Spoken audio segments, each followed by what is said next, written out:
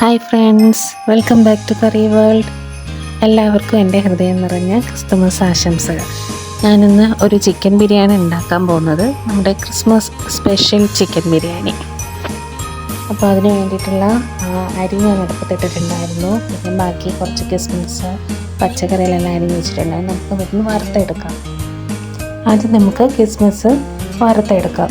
മുന്തിരി ഇട്ടിട്ടുണ്ടായിരുന്നു, അത് നന്നായിട്ട് വറന്ന് വന്നിട്ടുണ്ട്. നമുക്കത് കോരിയെടുക്കാം. ഇനി അടുത്ത് നമുക്ക് അണ്ടിപ്പരിപ്പ് ചേർത്ത് കൊടുക്കാം. അതും നമുക്ക് ഇതുപോലെ ഒന്ന് വറുത്ത് കോരിയെടുക്കാം.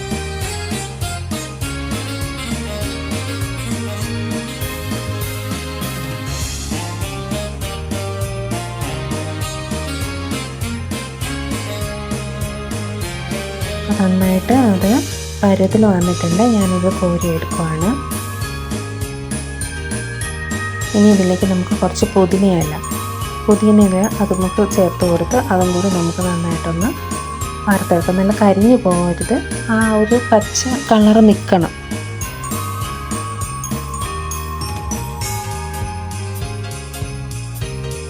അപ്പോൾ ഇത് നമുക്ക് വറുത്ത് കോരി മാറ്റി വയ്ക്കാം.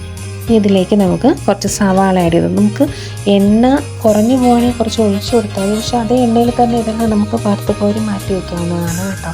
അപ്പോൾ ഞാൻ ആവശ്യത്തിന് കുറച്ച് സവാള ഇട്ട് കൊടുത്തിട്ട് അതൊരു ബ്രൗൺ നിറമായപ്പോൾ അതും വറുത്ത് കോരി എടുത്ത് മാറ്റി വെച്ചിട്ടുണ്ട്. ഇനി നമുക്ക് സാലഡ് ഉണ്ടാക്കാം. അപ്പം കുറച്ച് തൈരെടുത്തു, അതിലേക്ക് കുറച്ച് ചെറുതായിട്ട് അരിഞ്ഞ തക്കാളി ചേർത്ത് കൊടുത്തു, കുറച്ച് പച്ചമുളക് ചെറുതായിട്ട് അരിഞ്ഞത് ചേർത്ത് കൊടുത്തിട്ടുണ്ട്.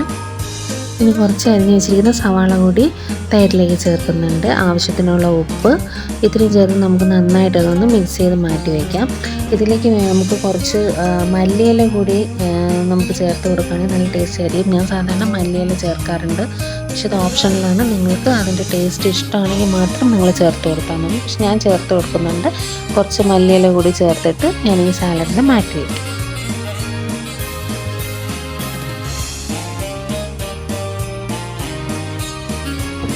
ഇനി നമുക്ക് ബിരിയാണിക്ക് വേണ്ടിയിട്ടുള്ള ചിക്കൻ കറി വയ്ക്കുന്നതിന് വേണ്ടിയിട്ട് ഒരു പാത്രം അടുപ്പത്ത് വെച്ച് കൊടുത്തിട്ടുണ്ട്. അതിലേക്ക് നമുക്ക് കുറച്ച് എണ്ണ ഒഴിച്ചിട്ടുണ്ട്. പട്ട, ഗ്രാമ്പൂ, ഏലക്ക, അങ്ങനെ കുറച്ച് സാധനങ്ങൾ ഇട്ട് കൊടുത്തിട്ടുണ്ട്.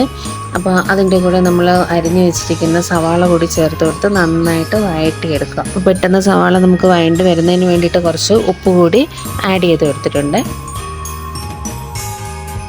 അത് നന്നായിട്ടൊന്ന് വാടി വന്നിട്ടുണ്ട്. ഇതിലേക്ക് നമുക്ക് മസാലകൾ ചേർത്ത് കൊടുക്കാം. ഒരു ചെറിയ സ്പൂണ് മഞ്ഞൾപ്പൊടി ചേർത്ത് കൊടുത്തിട്ടുണ്ട്. ഒരു സ്പൂണ് മുളക് പൊടി ചേർക്കുന്നുണ്ട്. പിന്നെ അതിലേക്ക് കുറച്ച് ഗരം മസാല ചേർത്ത് കൊടുത്തിട്ടുണ്ട്.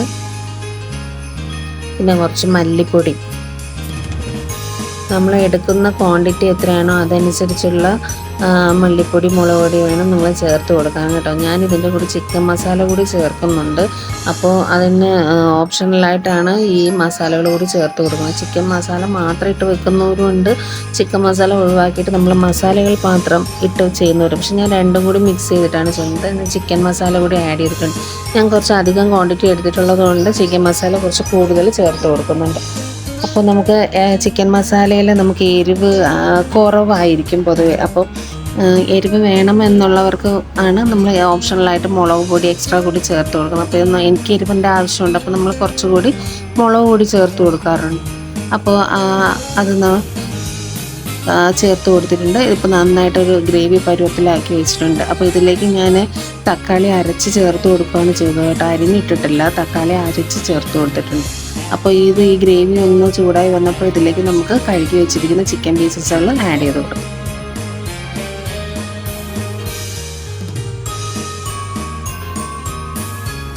ചിക്കൻ പീസസ് എല്ലാം ആഡ് ചെയ്ത് കൊടുത്തിട്ടുണ്ട്. ഇത് നന്നായിട്ട് നമുക്കിതൊന്ന് മിക്സ് ആക്കാം. ഇപ്പോൾ ഗ്രേവിയിൽ തന്നെ എല്ലാ ചിക്കൻ പീസസുകളും ഒന്ന് മിക്സായി വരണം. അപ്പോൾ ഞാൻ നേരത്തെ ചോറ് വാർത്ത് വെച്ചിട്ടുണ്ടായിരുന്നു. അപ്പോൾ ചിക്കൻ കറി അവിടെ കിടന്ന് വെന്തിട്ടുണ്ട്. ചോറ് നമ്മൾ വാർത്ത് വെച്ചത് റെഡി ആയിട്ടുണ്ട്. അപ്പോൾ ഇനി നമുക്കിതൊന്ന് മിക്സ് ആക്കാം. അപ്പോൾ ഞാനൊരു കുക്കറാണ് തൽക്കാലം നിങ്ങൾക്ക് കാണിക്കാൻ വേണ്ടി ചെയ്യുന്നത്. അപ്പോൾ കുക്കറിലേക്ക് കുറച്ച് നെയ്യ് ഒഴിച്ച് കൊടുത്തു. അതിലേക്ക് നമ്മൾ വാർത്ത് വെച്ചിരുന്ന ചോറ് കുറച്ച് ലെയർ ചെയ്യുവാണ് ചെയ്യുന്നത്. അപ്പോൾ ഒരു ലെയർ ഇട്ട് കഴിഞ്ഞു. അതിൻ്റെ പുറത്തേക്ക് നമ്മൾ സവാള, കിസ്മിസ്, അണ്ടിപ്പരിപ്പ്, മുന്തിരി എല്ലാം വറുത്ത് വെച്ചത് നമ്മൾ ഒരു ലെയർ ഇട്ട് കൊടുക്കുന്നുണ്ട്. പിന്നെ കുറച്ച് ക്യാരറ്റ് ചോപ്പ് ചെയ്ത് വെച്ചിട്ടുണ്ടായിരുന്നു, ആ ക്യാരറ്റും കൂടി കുറച്ച് തൂക്കി കൊടുക്കുന്നുണ്ട്. പിന്നെ ഇതിലേക്ക് നമ്മൾ കുറച്ച് പുതിനയില, മല്ലിയില രണ്ടും കൂടി മിക്സ് ചെയ്ത് വെച്ചിരുന്നത് ഒന്ന് ആഡ് ചെയ്ത് കൊടുക്കുന്നുണ്ട്. പിന്നെ നമുക്ക് നമ്മുടെ ചിക്കൻ കറി നമുക്ക് കുറച്ച് അതിലേക്ക് ഒരു ലെയർ ചെയ്ത് കൊടുക്കാം.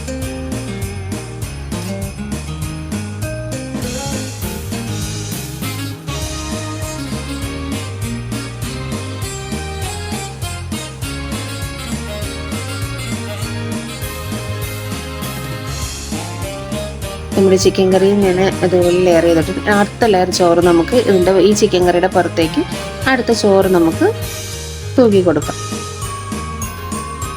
അടുത്ത ചോറ് ഞാൻ ഇട്ട് കൊടുത്തിട്ടുണ്ട്. ഇതിലേക്ക് നമ്മൾ പഴയതുപോലെ തന്നെ കിസ്മിസിൻ്റെ ഒരു ലെയർ, പിന്നെ നമ്മുടെ ക്യാരറ്റ്, പിന്നെ പുതിനയില, മല്ലിയില അതിൻ്റെ ഒരു ലെയർ, ഇത്രയും നമ്മൾ ചെയ്ത് കൊടുക്കുന്നുണ്ട്. പിന്നെ നമുക്ക് കുറച്ച് എഗ്ഗ് പുഴുങ്ങി വെച്ചിട്ടുണ്ടായിരുന്നു, അതും കൂടി നമുക്കിതിലേക്ക് വെച്ച് കൊടുക്കാം.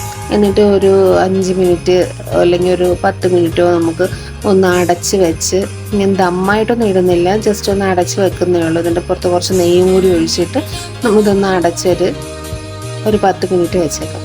അത് കഴിഞ്ഞിട്ട് നമുക്കിത് സെർവ് ചെയ്യാവുന്നതാണ്. ഇത് നിങ്ങൾക്ക് കാണിക്കാൻ വേണ്ടിയിട്ട് ഇങ്ങനെ ചെയ്തതേ ഉള്ളൂ കേട്ടോ.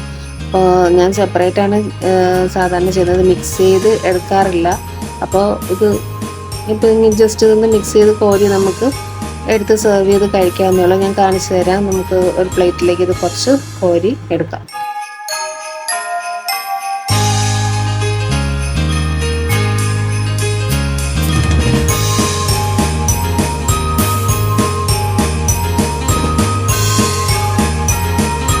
കണ്ടോ, ഈ അടിപൊളി ചിക്കൻ ബിരിയാണി റെഡിയായി വന്നിട്ടുണ്ട്.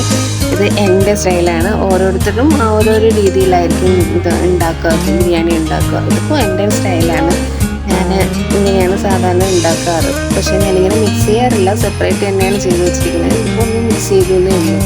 ഇപ്പം ചിക്കൻ ബിരിയാണി റെസിപ്പി എല്ലാവർക്കും ഇഷ്ടമായെങ്കിൽ ലൈക്ക് ചെയ്യുക, ഷെയർ ചെയ്യുക, സബ്സ്ക്രൈബ് ചെയ്യുക.